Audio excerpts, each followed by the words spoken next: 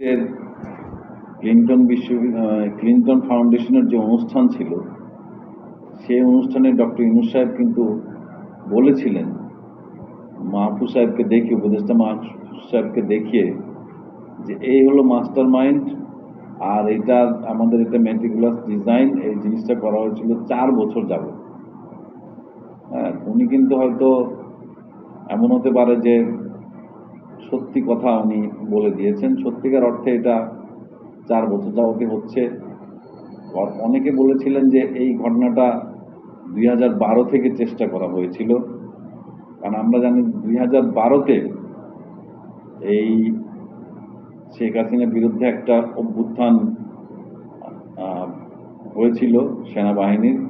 সেই অভ্যুত্থান কিন্তু ব্যর্থ হয়। তখনকার সেনাপ্রধান শক্ত হাতে ওই অভ্যুত্থান দমন করে। তো তখন থেকে আরেকজন আবার বলেছিল যে না, তারও আগে থেকে, অর্থাৎ যে বিডিআর বিদ্রোহ যখন থেকে শুরু হয় তখন থেকেই শেখ হাসিনার বিরুদ্ধে আসলে ম্যাটিকুলাস ডিজাইন আঁটা হয়, চলছিল।